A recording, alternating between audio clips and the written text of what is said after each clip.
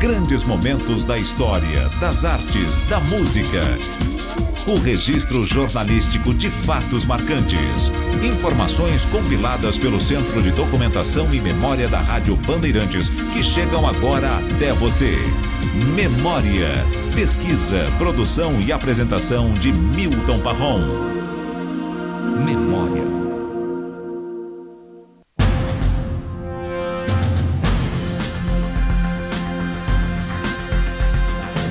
Alô São Paulo, olá Brasil.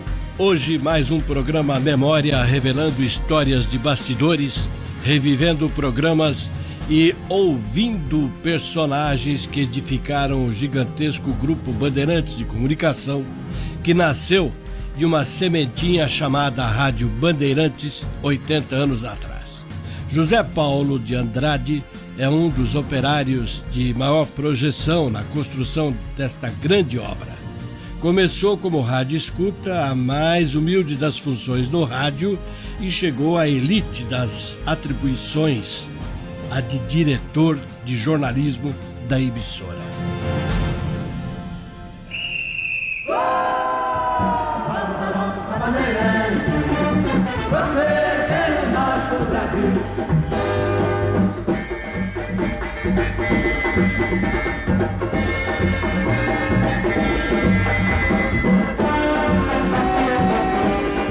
José Paulo de Andrade.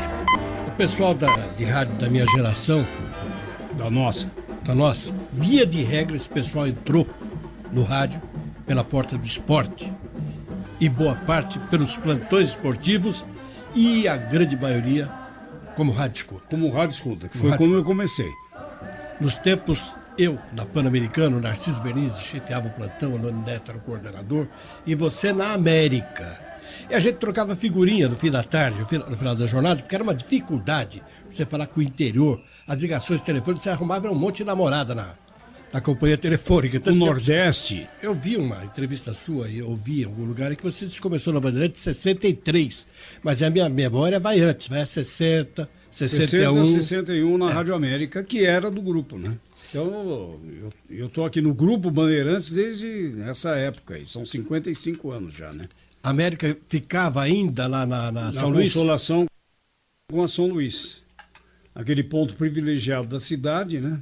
Onde hoje é uma das pistas da Consolação. Então, era um prédio antigo, imponente até, né? E foi ao chão, como muitos outros aqui na cidade. Mas eu comecei como rádio escuta. O plantão esportivo na época era o Atílio Ricó, que tinha ido da Pan-Americana para a América. Ele tinha sido meu colega de Liceu Pasteur, no curso clássico. E eu conversando com ele disse que eu tinha, né, uma atração por rádio, que eu era frequentador de programas de auditório, ia na Rádio Nacional, programas Manuel da Nóbrega, né? Eu conhecia tudo aquilo lá. Mas quando eu tive de me decidir como estudante, eu precisei largar um pouco isso, e aí o destino me coloca o Atílio Ricó na sala, né? A primeira coisa, ele nos convidou para ir à Pan-Americana. Foi quando eu conheci o Fiore Gilhote. Na época ele estava lá, ele tinha saído da Bandeirantes. Lá, né? Na Riachuelo. Na Riachuelo. Conheci também lá o Salem Júnior, né? Nelson Spinelli. Nelson Spinelli era narrador. Eu disse ao Fiore, quando eu conheci, um dia ainda eu vou trabalhar com você. Olha, mal sabia eu quantos anos eu trabalharia junto com o Fiore. Ele até como chefe do esporte, eu do jornalismo. Olha as voltas que o mundo dá, né? E o primeiro programa de rádio em que eu falei foi do Nicolau Schecker. Era um programa de pescador, imagine só, hein? Ele me chamou lá e falou assim, o que você pesca? Eu não sabia nem nome de peixe. Aí alguém soprou lambari, e eu falei lambari. E aí no domingo ia pro ar, acho que às 6 da manhã. Fiz a minha mãe me acordar, e para ela ouvir também, era a minha primeira entrevista de rádio. Olha só, Parron.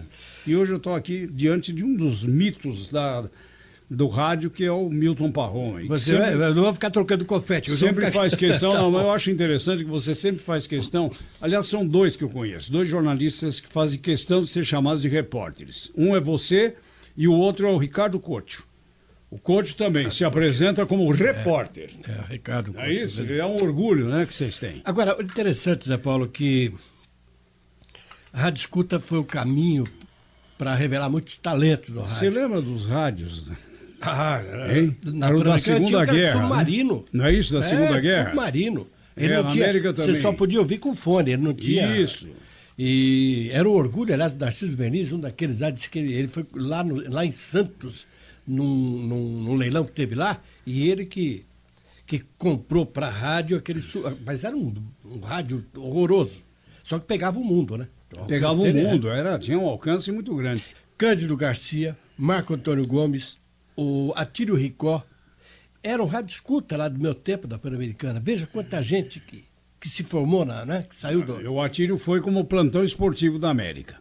Agora ele tinha um alvo, que era fazer parte da equipe do Pedro Luiz da Rádio Bandeirantes. Então foi um caminho que ele encontrou ali, porque a equipe da Rádio América era a equipe da Bandeirantes. Então quem fazia o segundo jogo lá era locutor da Bandeirantes. Tanto é que o Joseval Peixoto, quando veio para São Paulo, ele começou a transmitir jogos pela América. E eu me lembro de uma vez só que um dos grandes nomes da Bandeirantes transmitiu lá, o Edson Leite, mas eu não trabalhei naquela jornada.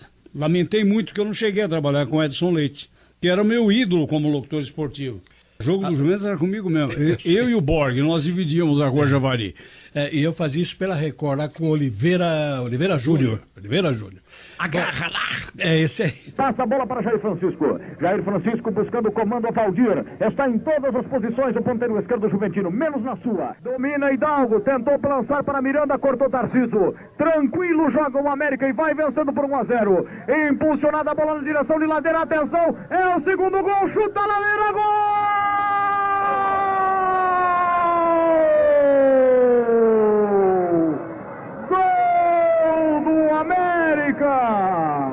Ladeira, escapando pelo comando de ataque. Quando o zagueiro Carlos avançava para o seu campo de ofensiva, deixava desguarnecido o seu setor. A bola foi lançada do campo de defesa do América para o ataque. Ladeira fugiu esplendidamente, teve apenas sobre si a marcação de Diógenes e assim mesmo a distância.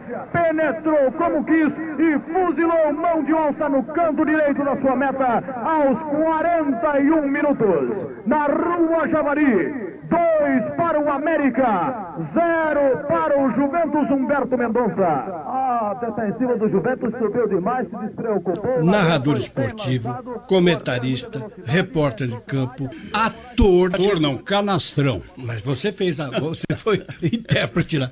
Agora, eu te pergunto o seguinte, Zé. São 50 anos, né? 53 de Bandeirantes. 53 Bandeirantes, mais os dois de América. Nesses anos todos, uma fase marcante da sua vida, profissionalmente falando. O pulo do gato. A minha marca, né, Paulo? E você brigou lá quando te botaram no pulo do gato. E não adianta, eu não tenho uma marca melhor do que essa, né, do pulo do gato. É um orgulho que eu tenho. Mas, de fato, eu acho que quando subir ou descer, eu não sei para onde eu vou depois, eu vou entender por que eu não me dava bem pessoalmente com o Hélio Ribeiro. Porque era um profissional que eu admirava muito, um homem de microfone excepcional, né? Muito difícil você encontrar um profissional como foi Hélio Ribeiro. Impositivo, como ele marcou perante os seus ouvintes. Até hoje nós temos aí o Memorial Hélio Ribeiro, que cultiva a memória dele com justa razão.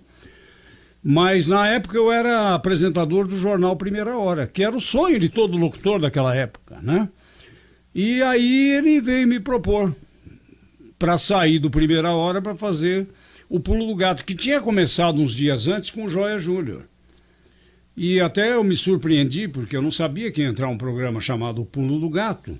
E eu acordava geralmente às 6 da manhã. Naquele tempo dava para acordar às 6 para estar aqui às 7, né? Quando eu acordei ouvindo o Joia, eu já levei um susto. Como ele estava acostumado à tarde, e era às 18 horas o programa dele, ele deu a hora como sendo 18 horas e 15 minutos. Você acredita? Aí a minha cabeça girou, né? Eu falei, nossa, eu dormi tudo isso. Aí logo em seguida ele corrigiu. Desculpem, eu estou acostumado e era às 6h15 da manhã, né? Foi assim que eu tomei conhecimento do Pulo do Gato. O primeiro programa, eu comecei dizendo são 18 horas. E eram 6 horas da manhã. Estava lá nas 6 da tarde, me puseram às 6 da manhã. E não era fácil para quem tinha uma vida no rádio e na televisão muito intensa, de noite, produzindo programas noturnos, levantar às 5 da manhã, sair de casa, o dia escuro, neblina, tudo muito escuro nesse Morumbi, chegar aqui na redação e ver aquela ilha de luminosidade, todo mundo brilhando, Lépido tendo levantado às 4, o Curado já tinha feito toda a matéria, enfim, era aquela efervescência. Eu começava a acordar quando eu estava diante do microfone. Esse gato está tendo 7 fôlegos. Mas a lição mais preciosa que eu tiro do Pulo do Gato é uma lição pessoal e particular. É a lição do reconhecimento, que é uma virtude que não existe mais. No tempo de Jesus, ele curou 10 leprosos e um só voltou. Era 10% o número dos que reconheciam alguma coisa. Hoje, se ele curasse 100, nenhum voltaria. Pois bem, eu fiz só 15 dias de programa. Eu dei um pontapé inicial. Foi uma partícula tão insignificante. E nunca o Zé Paulo deixou de mencionar que aquele seu velho amigo tinha feito alguma coisa. Então isso é a lição mais preciosa que eu tiro do Zé Paulo. É que esse caráter maravilhoso é uma das figuras mais extraordinárias que eu conheci no rádio do Brasil, o Zé Paulo, meu velho amigo. Quando o Hélio me chamou, eu fiquei sabendo depois pelo Jair Brito, né, que era o secretário executivo do departamento artístico, que o nome que primeiro foi aventado era o meu, mas o Hélio fez uma certa restrição e colocou o Joia. Aí o Joia era político já na época, né, tinha atividade o dia inteiro. E logo de cara ele já viu que de manhã seria muito difícil para ele manter o horário, né? E aí sobrou para mim.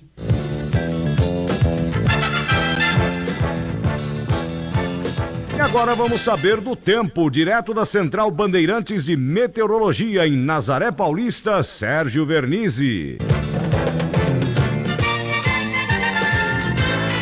Vamos saber como é que estão as estradas da Baixada Santista, Benê Braga. As condições dos principais aeroportos brasileiros e os voos internacionais, Amorim Filho.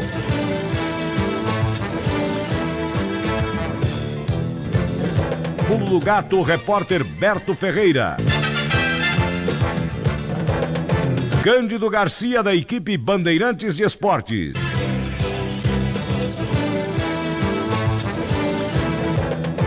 Pulo do Gato, Clóvis Messias. O Alberto Curado foi o produtor aí de mais tempo. Hoje acho que a Silvânia Alves está chegando perto. Mas foram mais de 20 anos com o Alberto. Nós fomos, sabe, bolando coisas, colunas, botava uma, não dava certo, punha outra, e fomos fazendo o laboratório do programa. Porque a gente não tinha ideia quem é que ouvia naquela hora, né? Que foi um programa pioneiro das 6 da manhã. Dia 31 de março, 7h30 da noite, o programa já tinha uma formatação elaborada.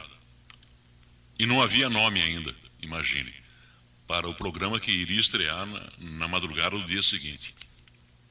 Entre muitas ideias, que a gente trocava muita figurinha, uma das minhas era o canto do galo. Aquela imagem do galo que canta de madrugada e informa primeiro e tal. No fim, ganhou, democraticamente, a ideia do Hélio, o pulo do gato. Por que o pulo do gato? Porque vai informar primeiro, vai antecipar o fato e, inclusive, entre um leque de fatores, dá o pulo do gato na concorrência, quer dizer, informar primeiro. Isso hoje tudo é normal. Nós, inclusive, fomos taxados de loucos. O quê? Um programa de jornalismo e prestação de serviços nas primeiras horas da manhã, que não havia, né? O sucesso foi tanto que, felizmente, para o geral, as emissoras concorrentes caminharam no mesmo sentido e começaram a introduzir programas de jornalismo também antes das 7 da manhã. Fui muito amigo do Hélio Ribeiro desde a época que era Zé Maioli. Que ele abria a estação, abria a Pan-Americana, naquela época saía do ar meia-noite, a 1h da manhã. Saía do ar, voltava às 6 e quem abria era o Hélio, que na época era Zé Maioli. E revezavam-se, ele e o Augusto Tovar, uma semana um, outra semana outra. Então eu sou amigo dele desde aquela época. 2 vozeirões. Dois. Né? E ele trabalhou depois disso, saiu, depois voltou já como Hélio Ribeiro, enfim. E ele me disse uma vez que o pulo do gato, ele te impôs goela abaixo. É verdade isso? Foi mais ou menos isso aí. Sabe? Ele disse que você teve a ousadia, a expressão dele, ele teve a ousadia de recusar Eu sempre fui narizinho empinado, viu, Paulo? Eu não nego isso aí. Eu devo ter dado trabalho para os meus chefes. Eu lembro, sabe um chefe que eu lembro que eu vou, acho que foi o primeiro que eu contestei? O Braga Júnior, que está vivo aí, é advogado. Por sinal, não conseguimos mais contato com o Braga. Você também é advogado, né? Bacharel. O Braga é advogado, tem escritório, não sei se ele mantém, certamente ainda assim. Dá um minutinho, Zé Paulo, que chegou o café, senão vai esfriar. E daqui a pouco você conta como é que foi essa história aí com o Braga Júnior.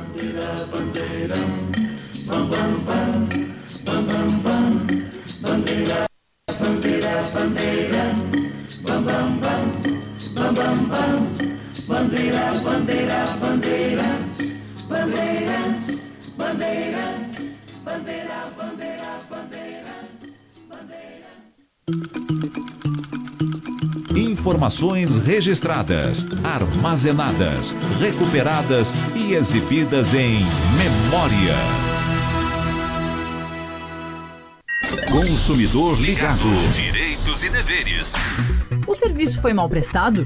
O consumidor pode exigir a devolução do que pagou. Consumidor bem informado faz valer seu direito. Apoio Bandeirantes, a rádio que tem opinião. Você sabe onde encontrar os melhores presentes de Dia das Mães? É claro, na Pressolândia. São itens para casa, decoração, cuidados pessoais, cama, mesa e banho. E tudo em até 10 vezes sem juros no cartão. Vá a uma de nossas lojas ou acesse pressolandia.com.br. Você está acompanhando Memória na Rádio Bandeirantes. Se eu estou sozinho, minha alegria sei onde encontrar.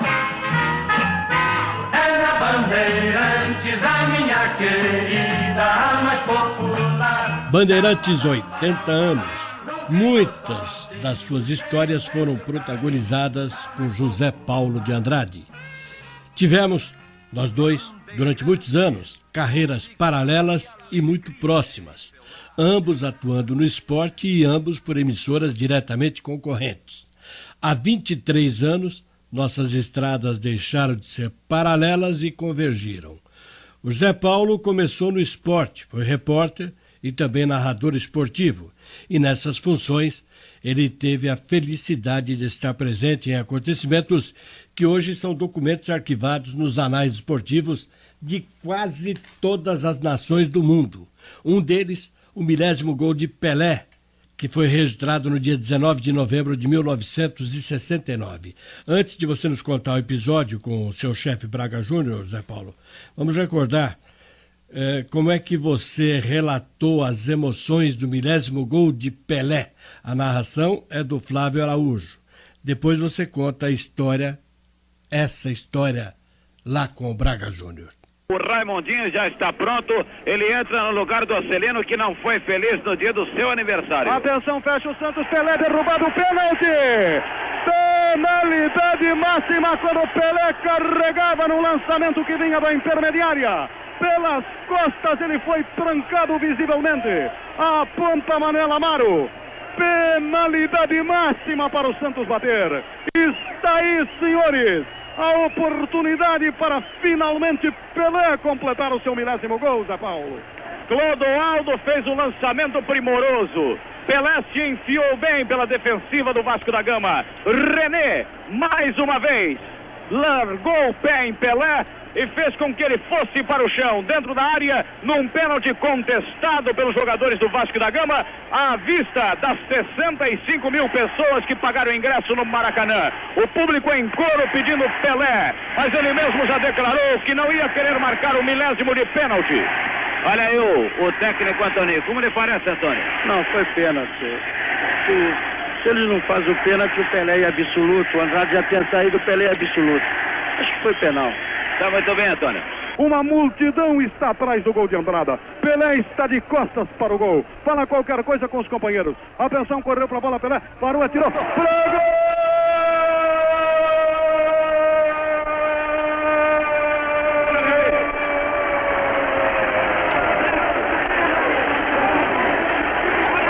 O mundo está aplaudindo. personificado no público que toma as dependências do Maracanã. É o aplauso de todos nós. Pelé, o rei do futebol, marca o seu 1000º gol. A trajetória mais espetacular na carreira de um craque. Só poderia ser ele, o grande, o rei, que é carregado pelo público que invade o campo neste momento, Zé Paulo de Andrade. Flávio Araújo, nós sentimos orgulho de sermos contemporâneos do maior jogador de futebol de todos os tempos. Homem Edson Arantes do Nascimento, jogador Pelé, passa a ser a própria história do futebol no século XX.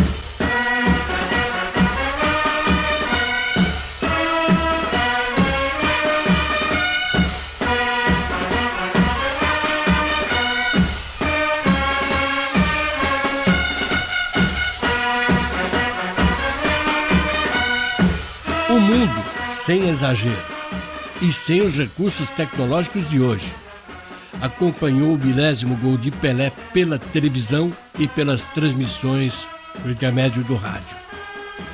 Retomando o seu início de carreira, Zé Paulo de Andrade, o seu primeiro embate, a sua primeira briga, e já de cara com o primeiro chefe, o narrador esportivo Braga Júnior. O Braga era o chefe de programação esportiva da Bandeirantes quando eu entrei. O chefe era o Pedro Luiz, né? E o Braga chefiava a programação esportiva. E eu comecei a fazer a resenha esportiva dominical, logo depois da jornada. E eu fui colocando para dar a impressão que tinha muita gente lá, eu pegava a turma do plantão, fazia lá um teste sumário. Fala um pouquinho aí para eu ouvir. E eu peguei um integrante do plantão esportivo e coloquei, porque eu achei que valia a pena. No dia seguinte, segunda-feira, o Braga chegou para você. Quem deu ordem para você colocar no ar o fulano? Eu falei, não, eu achei que tinha que pôr. Falei, não, você não tem que achar. O chefe aqui sou eu. Eu falei, bom, então se esse é o seu argumento, eu me calo. Foi a minha primeira encrenca. Mas depois nós nos demos até bem no pouco tempo que ele ficou na Bandeirantes depois que eu entrei. Porque eu não sei se você lembra dessa história. Lá pelo meio do ano, uma parte da equipe do Pedro Luiz saiu para a Record. E eu fui demitido por eles lá, que eu era plantão esportivo. Era o Darcy Reis, o Braga Júnior, o Orlando Duarte, o Joseval Peixoto, Cláudio Karsug, o Maltoni chegou aí. Que voltou para trás. E aí quando ele soube que a Bandeirantes ia segurar o Ethel, falou, ó, se for para ganhar o mesmo que ele, eu volto. E voltou. É né? verdade. Então, essa parte da equipe saiu da Bandeirantes. Isso talvez tenha sido em julho de 63, por aí. Aí começou um zum-zum do Pedro Luiz sair da Bandeirantes. Aí foi aquele pânico, né? Imagina o Pedro Luiz sair, ele é a própria Rádio Bandeirantes, né? E numa reunião lá, eu fiz a pergunta para ele, menino atrevido. Falei, Pedro Luiz, nós estamos ouvindo aí que você vai sair da Bandeirantes para montar uma outra equipe esportiva. Ele ficou tão sem graça. Olha, eu nunca vi o Pedro Luiz sem graça. Aquele dia ele ficou, porque ele não podia ainda admitir. E realmente, em outubro de 63, portanto, 8 meses depois que eu entrei, ele saiu. Eu me lembro até de uma conversa com o Otávio Pimentel, o Caboclão. Era uma tristeza quando soube da morte dele. Que figura maravilhosa que era o Caboclão.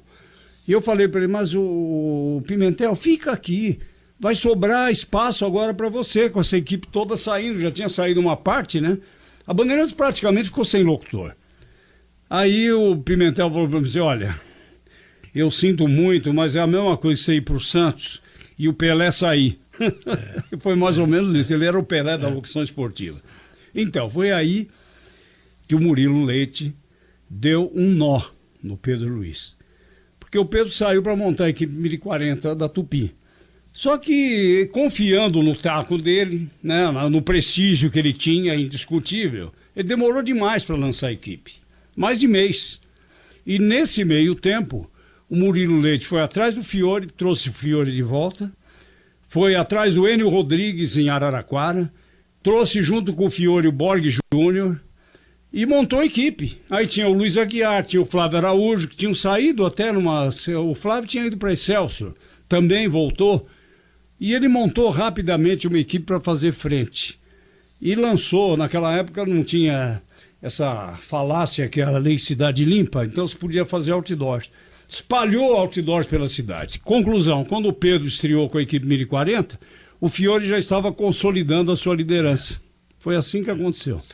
E eu passei a fazer parte também da equipe de externa, porque quando eu entrei na Bandeirantes eu era só locutor noticiarista. Eu fazia o programa Atualidades Esportivas, que era do Maltoni. O Maltoni não via a hora de sair para se dedicar inteiramente à reportagem. Então foi um jogo de conveniências, né? E para mim interessou entrar, né? Porque era o espaço que eu abria na Bandeirantes. E depois, aí foi tudo como muita gente já sabe até. E o divisor de águas, quando você deixou o esporte de vez e se bandeou para o jornalismo, para chefiar inclusive a equipe. Então, isso eu devo ao Hélio Ribeiro, porque eu fazia muita coisa. Então, o conselho que eu dou hoje aos jovens, Parron, é que definam logo o campo que querem atuar. Porque você começa a fazer muita coisa, e foi o meu caso, você não faz tudo bem, entendeu? Você faz uma coisa bem, mas a outra mais ou menos. E eu peguei televisão para fazer, fazia jornalismo, fazia o esporte, os horários mais malucos, até que eu me defini. Mas eu me defini por quê? Chegou 1977, nasceu meu primeiro filho, Paulo. Eu não era nem o terceiro locutor esportivo da Bandeirantes. Aí eu fiz uma reflexão e pensei comigo, eu não vou ser revelação aos 40. Hoje eu penso que não vou ser aos 80, né? Mas na época eu pensava, não vou ser revelação. E argumentei com o Samir Razuki, que era o diretor comercial, que como eu não estava ganhando o que eu achava suficiente e estava me sacrificando muito, eu não queria mais continuar no esporte. Aí ele chamou o Hélio Ribeiro me deu todo o apoio, então isso eu devo a ele. Eu tenho inclusive um memorando dele, fazendo um elogio aí que eu não vou repetir aqui, porque soa como vitupério, né? Se eu falar. Mas fazendo um elogio, então eu devo isso a ele, a saída do departamento esportivo. Outra coisa, na época, 1977, nós estávamos ainda no período da ditadura, da censura e tudo mais. Eu já não via muito sentido em participar de jornadas esportivas. Achava aquilo muito vazio perto dos problemas que, como jornalista, eu já tinha conhecimento, entendeu? De perseguições, de tortura. Aquilo já não estava fazendo mais o meu gosto. E olha que eu gostava, hein? O esporte, para mim, sempre ocupou um espaço importante. Voltou a ocupar, depois de tudo isso, voltou a ocupar. Tanto é que eu participei aqui no São Paulo da montagem até da assessoria de comunicação, que hoje é a diretoria. Mas aí já é uma outra história, mais para frente. Você passou a chefiar o jornalismo da Bandeirantes na época brava da ditadura. Foi. Que problemas você teve que dar um jeito de torear? Foi um período realmente difícil. Inclusive nós tivemos aí o fechamento da Bandeirantes durante algumas horas, né? Por causa de uma notícia sobre manifestação de grevistas e tal. Tiraram a rádio do ar. Então era um risco muito grande porque você ficava na corda bamba. Sabe? Era bonito você falar assim, não, nós somos independentes, mas e daí o emprego de todos os seus companheiros? Que não era só do jornalismo. Então era um risco muito grande que a gente corria. E ter que aguentar, né, aquelas pessoas que ligavam, né? Nós não sabíamos se os nomes eram verdadeiros ou não. Da Solange eu lembro bem, e era o nome dela mesmo, ela assumia, né? Esse mérito ela tinha, a censora. Sim. Ela assumia. Aqui é a doutora Solange. E aí dava um recadinho. Olha, não conviria falar sobre isso, isso e aquilo. Foi um período duro. Mas na época eu ainda apresentava o jornal local da Bandeirantes, da TV. E a equipe, que era comandada pelo Gabriel Romero, tinha lá um viés de esquerda e era uma maneira também de resistência à ditadura. Conclusão, eles aprontavam o jornal e todos iam embora, prudentemente. Então sobrava para mim quantos censores eu não tive que receber aqui depois do jornal. E geralmente sabe quem é que incomodava eles? Dom Paulo Evaristo Arnes, o cardeal arcebispo de São Paulo. Esse foi um homem importante, hein? Naquela resistência. Toda vez que ia para o ar uma entrevista com ele, podia contar que a censura estava aqui depois do jornal. Então, nesse meio aí, a gente ficava meio perdido, né? Meio aturdido até. eu cheguei até a identificar a nossa geração ali, Parrum, como a geração do medo. Então, pior muitas vezes do que a censura era a autocensura. Você se autocensurar. Fala, não vou falar sobre isso. Aí você vai ficando medroso. Né? É verdade. Mas eu acho que nós cumprimos bem o nosso papel. Sabe, não fomos heróis, mas cumprimos bem o nosso papel. Também não fomos subservientes. É porque hoje está cheio de paladinos aí. Aquela época que eu queria ver esse pessoal fazendo o que faz agora. Eu me lembro de... Eu tenho alguns até guardados em minha casa. Era teletipo, né, naquela época? Teletipo e telex. E telex. Proibido isso, proibido aquilo. Aí era o telex. E eu tenho num quadro. Proibida a divulgação de qualquer notícia sobre enchentes em Santa Catarina. Foi a época lá de Blumenau, né? Mas eu não entendi, até hoje eu não entendi. Não, teve também o surto de meningite, também, né? Meningite foi a mesma história, aqui em São Paulo. E a justificativa era não causar pânico.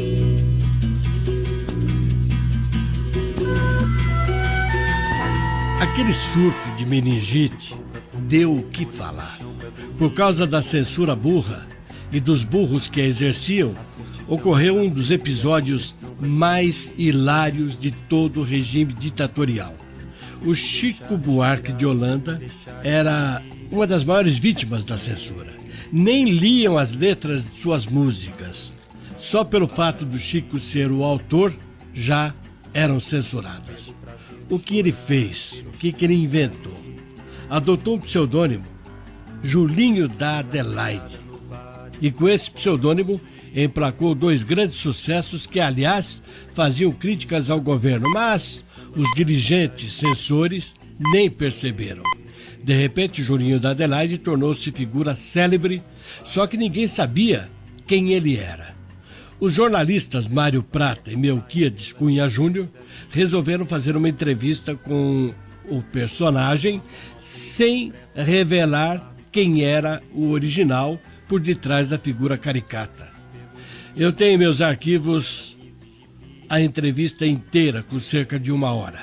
Vamos ouvir aí o trechinho em que o Julinho da Adelaide aborda o surto de meningite, aquele que ocorreu em São Paulo e que o governo militar resolveu proibir que fosse divulgado.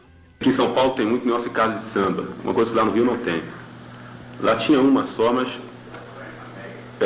o sucato não era um show. Era um show já montado, então eles não podiam entrar e cantar no meio. E aqui parece que as pessoas podem chegar no... Eu não sei, porque eu cheguei agora. Eu quero ver, até que pedir um conselho para vocês, né, que são as casas melhores. Vou lá e vou pedir a minha vez para cantar. Já avisando antes, pedir desculpa, não ser um bom cantor, mas eu acho que eu tenho... E tenho muita música, já fiz uma chegando aqui hoje. Você fez uma música, faz a música e a letra? Faço tudo junto, claro que eu faço samba duplex, e quase todos são duplex. Samba duplex, o que é? São sambas que você pode mudar. Entende? Por exemplo, esse que eu fiz agora pode mudar. Que é sobre o problema da meningite, que o Leonel falou que tinha isso. Ele falou, vai pra casa, você não cuidar com a meningite. Me explicou o que é e tal, porque eu não leio no jornal, é ele que lê mais. Aí eu fiz um samba aqui no caminho, que diz assim, eu fui para São Paulo com a Judite e só saí de lá com a meningite. Agora, o jeito que é feita a música, dá pra cantar, porque eu sei que tem agora uma propaganda de vir para São Paulo, fim de semana e tal, eu sei que eu não quero prejudicar ninguém, entende? Pode dar problema isso. Não dá. Ou seja, se eu fui para São Paulo com a meningite e saí de lá com a Judite, quer dizer, inclusive fica como se São Paulo tivesse curado a meningite. A Judite é paulista? A Judite é paulista. Não, dependendo do samba é duplex. Se eu tiver chegado com a Judite, eu cheguei de algum lugar da Bahia, vamos dizer que ela seja baiana. Se eu tiver chegado com a meningite e sair com a Judite, então a Judite é paulista, quer dizer, o samba é duplex. Vamos ao nosso tradicional cafezinho, que é para estimular as cordas vocais, como dizia o saudoso Nelson Gonçalves. Voltamos num piscar de olhos.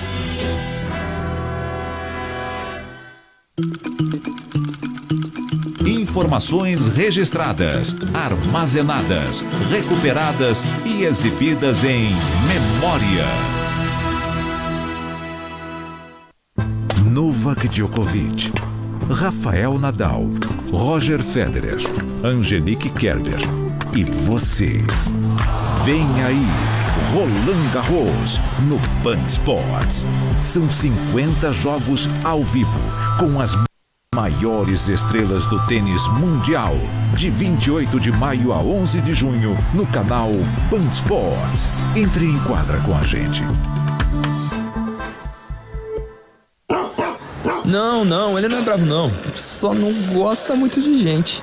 Olha só, é a 5ª vez que meu filho vem pra diretoria. O nome disso pra mim é perseguição. A partir de hoje, todos na empresa vão usar essa gravata d'água. Nossa, gravata d'água, chefe? Fui eu mesmo que criei e é uma gravata com reservatório. Ela vem com esse canudinho aqui, ó, tá vendo? E assim, ninguém precisa levantar pra ir ao bebedouro.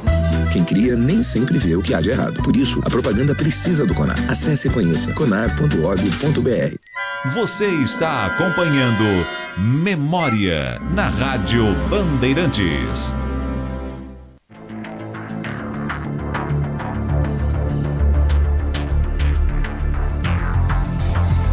Programa Memória, Rádio Bandeirantes, 80 anos comemorados dia 6 de maio. Na ativa, da área dos microfones, o mais antigo em atividade na empresa é o Salomão Esper. Depois dele, o José Paulo de Andrade. Os dois dividem a mesma bancada apresentando o Jornal Gente desde 1978, quando Vicente Leporassi morreu, e o programa que ele apresentava, o Trabuco, saiu do ar, entrando então o Jornal Gente. Não é fácil conviver tantos anos sem o surgimento de desavenças. Afinal, são 39 anos juntos.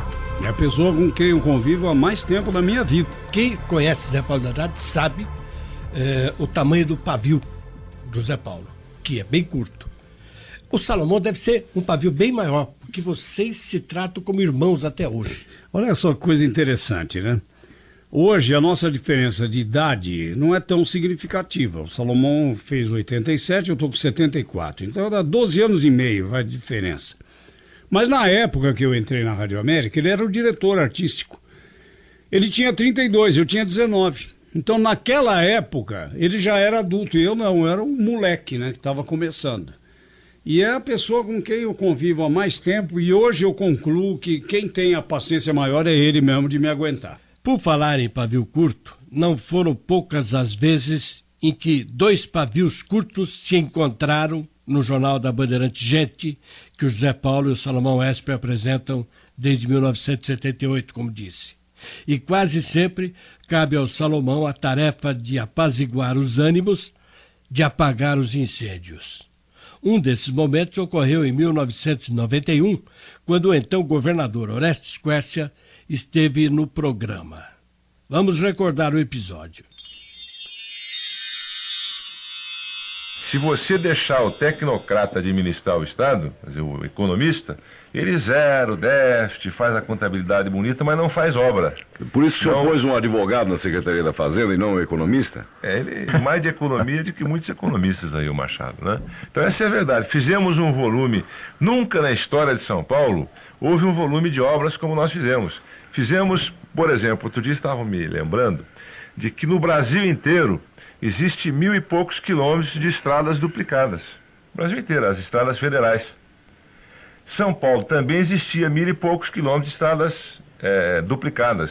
No meu governo duplicamos mais 1.000 e poucos quilômetros. Mas a dúvida é essa: se o senhor antecipou obras que deveriam ser feitas pelo seu sucessor e que ele fique impedido, de mãos atadas, de ter um programa razoável para aparecer também diante da opinião pública. Eu nunca vi pública, isso, né? Você ser criticado porque fez obra. É a primeira vez na história do mundo. Não é uma crítica, é uma pergunta. Nós estamos sabendo se isso ocorreu. Você fez obras, você desenvolveu o Estado, você fez hospitais, fez escolas. Isso é que é preciso fazer.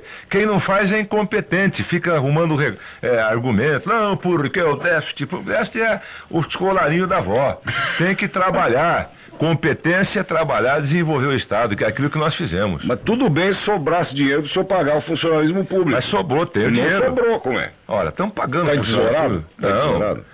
Você está mal informado. Um jornalista tem que ser bem informado. Ué, mas não é o que está acontecendo? O senhor não atrasou tá aí o pagamento do 13º? Não tem nada atrasado, não. Passou pro dia 30 o pagamento? Tudo bem, o 13º houve um atraso porque houve diminuição da arrecadação. Então, porque não tinha dinheiro. Mas está pagando com correção monetária, não está devendo nada para ninguém. Mas ainda não pagou. Mas vai pagar. Agora, está garantido esse pagamento dia 30? Bom, O senhor mudou a data, era 21, o senhor passou para 30. Agora está garantida a data dia 30. Tá garantido. E o outro mês, tem dinheiro? Vai ter, né? Aí já entrou IPVA. Aliás, o senhor calcou aí no IPVA. Ô, Rael, você precisa informar o pessoal da Bandeirantes o que acontece, porque acho que os repórteres dele não estão informando direito. Nós estamos aqui com o Machado, governador. Só dá um puxão de orelha, então. E eu rever essa puxão de orelha nos repórteres da Bandeirantes, porque eu já tomei a decisão de diminuir o preço dos carros velhos, que não vão saber. Não, eu sei, eu não sei. O jornalista está aqui todo dia lendo o jornal. Claro que nós sabemos, ouvimos aqui o Machado, ele informou, estou cobrando só. Quando é que vai acontecer? Já aconteceu. Você não está sabendo, você devia estar sabendo. Sim, agora como é que na prática já foi publicado? Hein? Já faz 5, 6 dias. Por isso que eu estou me criticando aqui, os repórteres. O Rael mandou a notícia para cá, ao contrário. Então agora, quando acontecer as coisas, você manda direto para eles. Eu pego o telefone lá do Bandeira e ligo para agora, olha, vai acontecer isso assim para você. A gente não espera tanto, né? Pela proximidade. Porque eles não ficam sabendo e ficam me criticando aqui. Não, criticando não estamos criticando, nós estamos constatando. O senhor calcou no IPVA, ou não? Não. Houve um aumento menor do que a correção. Se você for colocar a inflação do ano passado para esse ano, você vê uma informação errada também. O decreto foi publicado no Diário Oficial, isso equivale. Mas quem lê o Diário Oficial, governador? Mas os jornais... Então, mas o senhor, por favor, diga aí agora. Nós temos um número muito maior do que dos leitores de jornais. Mas o que o senhor fez aí para reduzir? Uma coisa é você... Mas nós não estamos criticando, estamos conversando. Não, criticando. Nós estamos conversando. Depois chegar aqui você fala assim... O senhor se ofendeu, hein? Como é que está a tal situação? Eu explico. Você fala, não, porque tal, e criticando. Então não, está errado porque você critica sem saber, quando você é um jornalista e tinha obrigação de saber. Não, mas nós não estamos criticando, nós estamos conversando sobre o assunto. Agora, que foi feito às pressas do projeto do IPVA, foi, governador? Não, ele foi aprovado rapidamente, não foi feito. Não, o senhor mandou com atraso para a Assembleia. Porque ele foi bem feito. Fazer uma convocação extraordinária. Não. Porque foi bem feito, mas não bem foi. Elaborado. Me desculpe, mas não foi. Nós estamos falando aqui do carro usado, quer dizer, isso não foi pensado. Nós sabemos que o Detran preparou ao longo do ano um trabalho especial para o IPVA, que foi desconhecido agora no final. Aí veja você, né? A Secretaria faz um trabalho, levanta tudo, até demora a mandar para a Assembleia porque fez um bom trabalho. Você diz, desculpe, mas não foi feito. Você não conhece? Você não estava lá para ver? Me desculpe, mas mais uma vez, eu não estava lá para ver. Agora eu estou sabendo que foi preparado um trabalho que no final foi desconhecido. Tanto é que houve essa distorção do carro antigo. O jornalista pode criticar, desde que ele tenha, vamos dizer, o jornalista, eu sou jornalista, radialista. Tem a presunção briga de 4 anos, de ser o dono da verdade. Jornalista, porque jornalista acha que é o dono da verdade. Eu não acho isso. Vê um pedacinho da coisa e já dá a opinião dele, às vezes irresponsavelmente. Isso não pode. Que não é o meu caso. Se eu me desculpe, mas não é o meu caso. Também. A gente tem que ser responsável por aquilo que fala. Não é porque é jornalista que é melhor que ninguém. Nós estamos aqui, cara. Não, o governador tem razão. E nós tem muito jornalista safado por aí. Isso tem. Então, tem muito governante safado também. E eu não sou. Claro, e eu também não sou. Mas você fala irresponsavelmente. Eu não admito. Não é porque você é jornalista que vem ser irresponsável comigo. Governador, é isso mesmo. Nós dissemos... Qual a sua avaliação sobre a evolução do rádio? Especificamente o da Bandeirantes. Você sabe que eu sou muito sincero, né? Eu não estou satisfeito com muitas coisas do rádio atual, né? E aqui da Bandeirantes, que é onde eu atuo. Eu acho que o rádio está perdendo seu espaço. Sabe, se não perdeu para a televisão quando ela surgiu em 50, ele está sendo devorado aí pelas novas mídias. Por uma questão tecnológica, é possível recuperar ou não tem nada a ver? Eu acho que sim, eu acho que precisa ser urgente isso. Precisa ser urgente. Eu ouvi uma das gravações que você mandou, do Amorim Filho entrevistando Madre Teresa no aeroporto de Congonhas, né? Uma das preciosidades que nós temos no nosso Sedom, tão bem cuidado por você. E aí eu fiz um comentário, naquela época nós tínhamos setoristas em vários lugares. Hoje a realidade do rádio não permite mais isso. Parron, quando eu lembro, e era o caso da Pan-Americana, que sempre, a Jovem Pan depois, que sempre foi a nossa concorrente direta, até no espectro de ouvintes. Nós tínhamos setorista na prefeitura, no governo do estado, na Assembleia Legislativa, na Câmara Municipal, no Copom, no aeroporto de Congonhas, depois de Cumbica. Imagine se isso seria possível hoje com as verbas publicitárias destinadas ao rádio. Infelizmente, nós temos de admitir isso.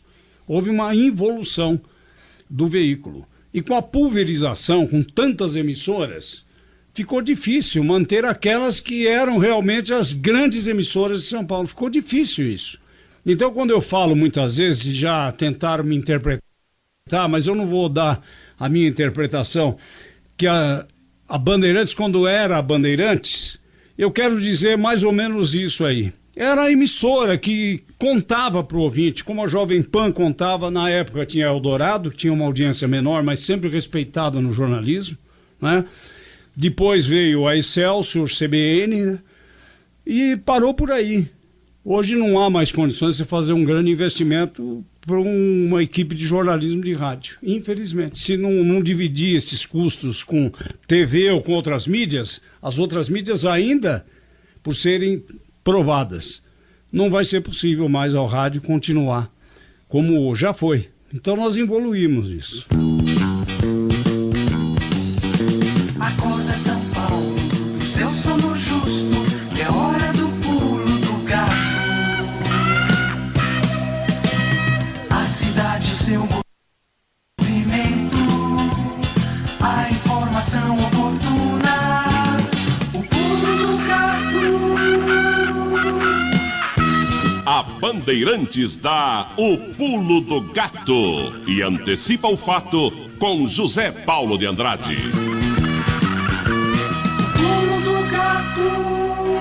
Programa Memória volta no instante. Informações registradas, armazenadas, recuperadas e exibidas em memória. 30 segundos. 30 segundos. Esse é o tempo que uma empresa tem para mostrar a você o fruto do seu trabalho. Em meio minuto, no intervalo comercial, você fica sabendo dos lançamentos, novidades, ofertas. Comercial. Pequenas grandes ideias valorizando o trabalho, ajudando você a escolher sempre melhor. Publicidade é informação e conteúdo. Grupo Bandeirantes.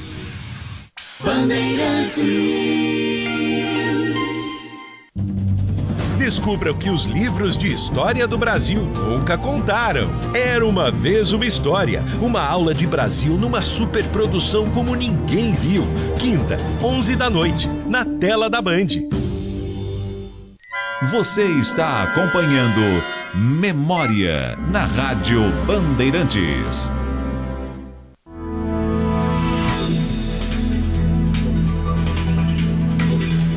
E aqui estamos para fechar o programa Memória de hoje, mais um de uma longa série em que trouxemos para vocês um pouquinho da história dos 80 anos da Bandeirantes. Hoje, José Paulo de Andrade, que ao lado de Salomão Esper, pertence àquele time pioneiro que construiu o prestígio desta emissora.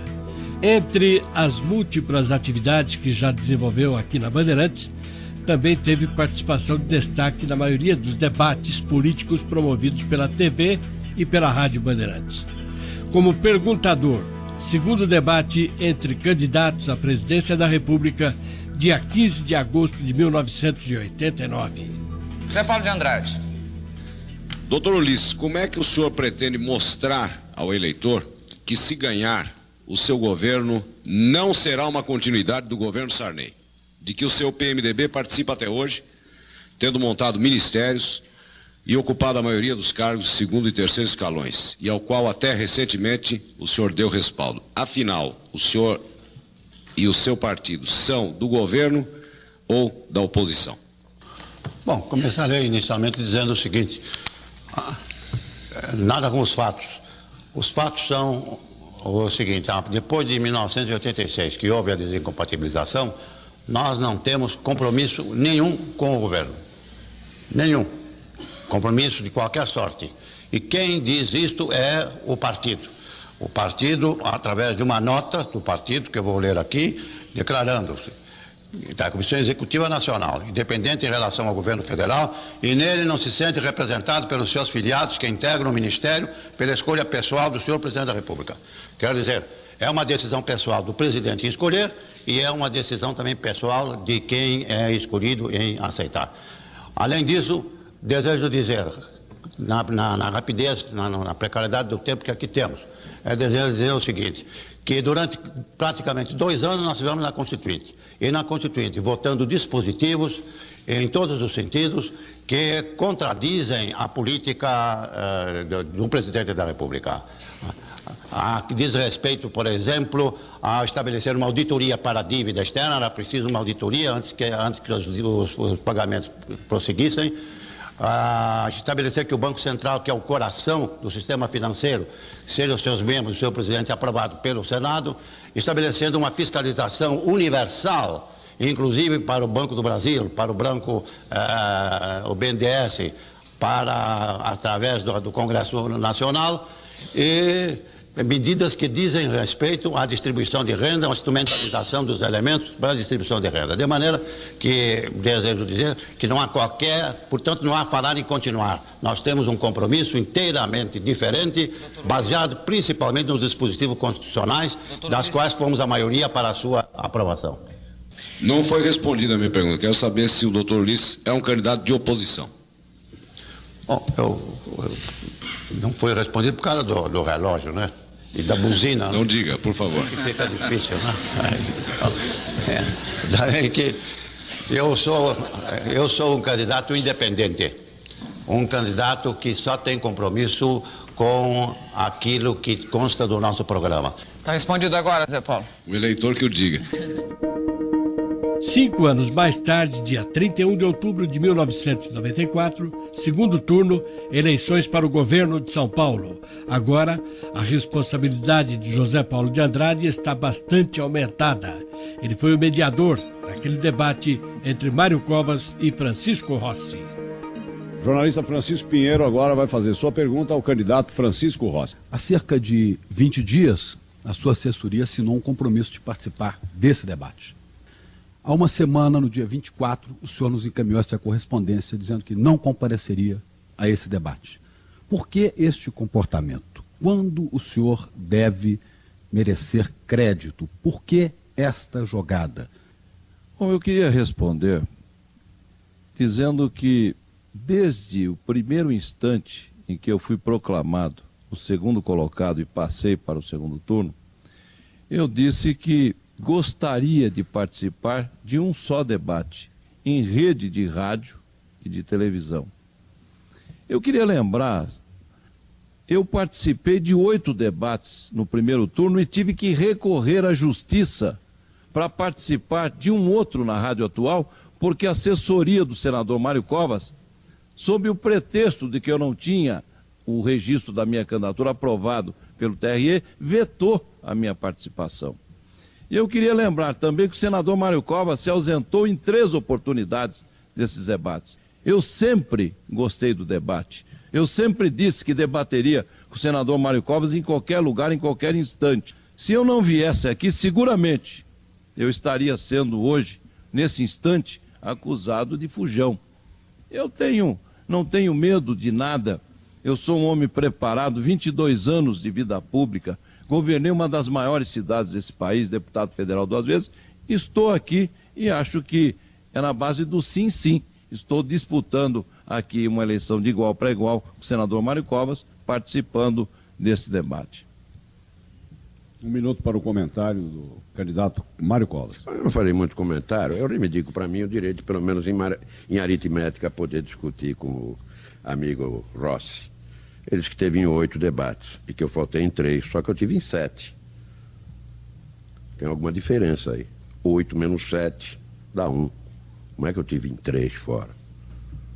Fala que, quanto à chegada dele, a vinda ou não vinda, isso eu não respondo. Aceito perfeitamente a sua explicação. Sempre cria um certo frisson, uma certa expectativa. Eventualmente até o concorrente acha que o outro não virá, não vem também. Mas, enfim, eu entendo perfeitamente a sua razão e não tenho nada a discutir sobre isso. Chico Pinheiro. O senhor não respondeu, afinal, a minha pergunta, né? Por que essa estratégia de dizer que vem, depois dizer que não vem? Mas se o senhor se aborrece com a minha presença, eu me retiro.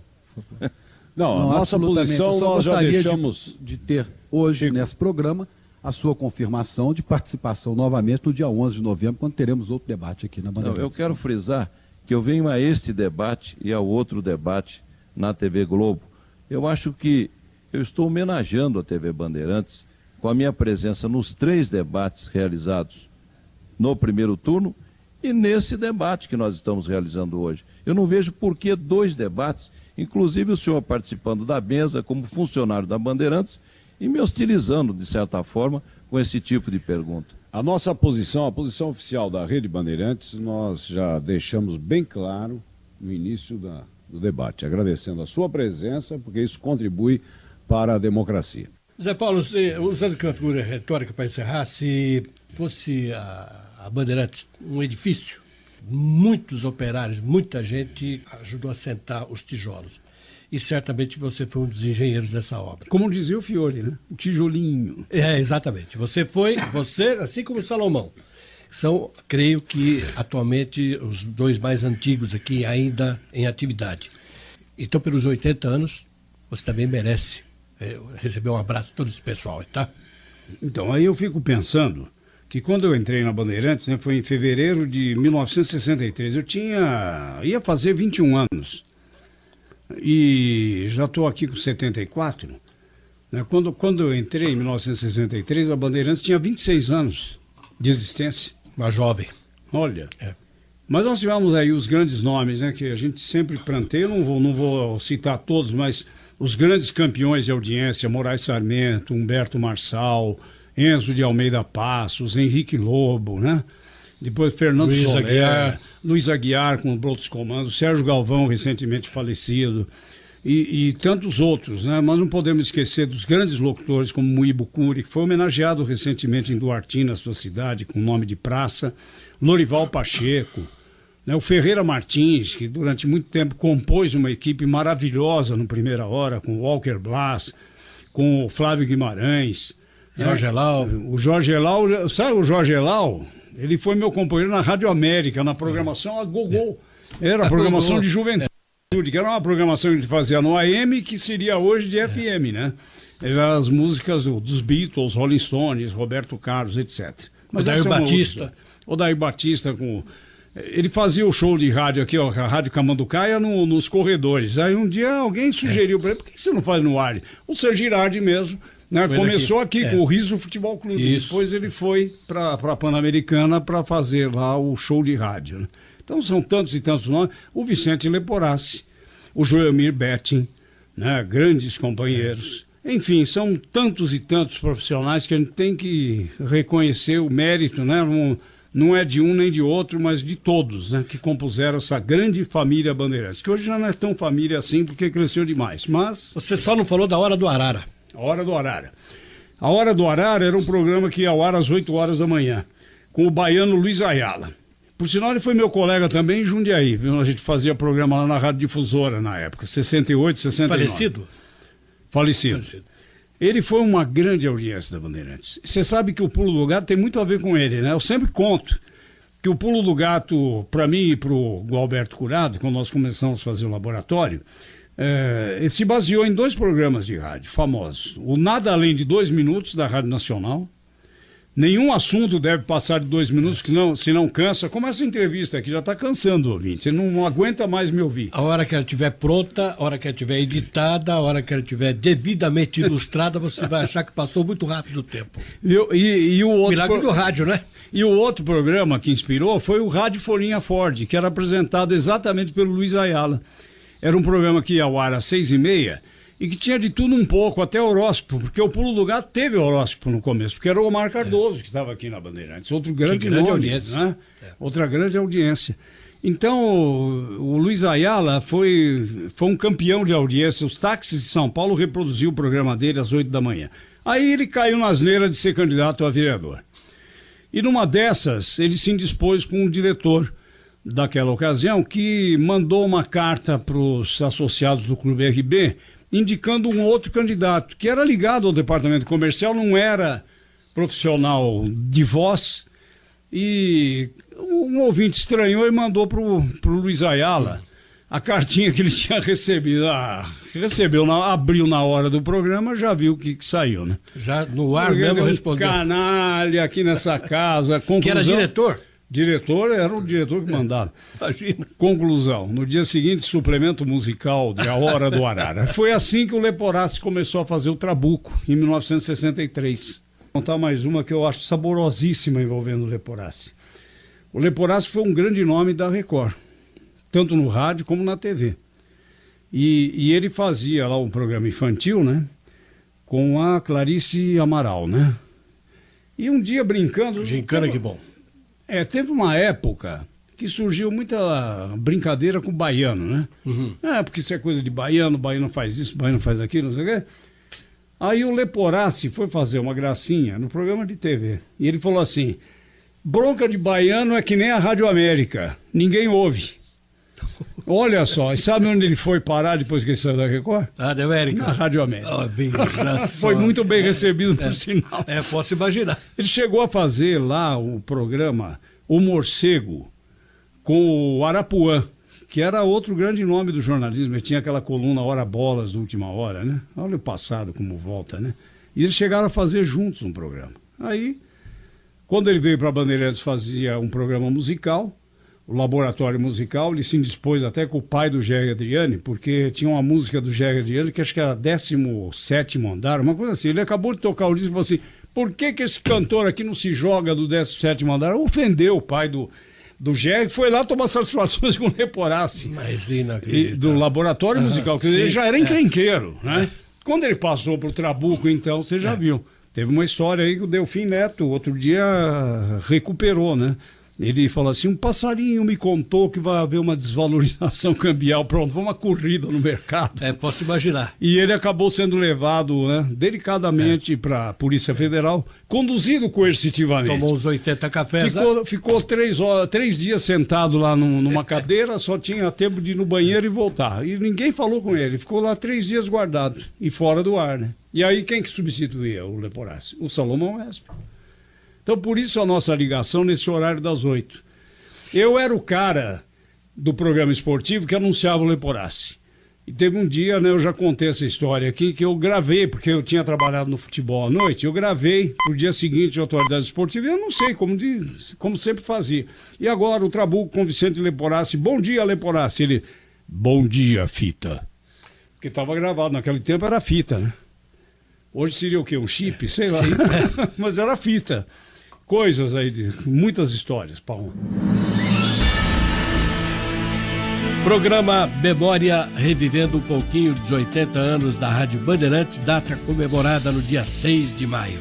Os trabalhos na área técnica para a montagem deste programa sob responsabilidade do sonoplasta Roger Palmer. Assistente de produção, Débora Raposo. Muito obrigado a todos, forte abraço e até nosso próximo encontro. Próximo programa, mais um momento da história. Porque o que acontece agora estará em Memória. Você está ouvindo a Rádio Bandeirantes de São Paulo. ZYK 687, transmitindo em ondas médias 840 kHz. ZYM 680, VIP Rádio e Televisão Limitada, 90,9 MHz, em frequência modulada. Ondas curtas, ZYE 956, 6.090 kHz, em 49 metros. ZYE 957, 9.645 kHz, em 31 metros. ZYE 958, 11.925 kHz, em 25 metros. Pela internet, radiobandeirantes.com.br, ouvida em todos os lugares do mundo.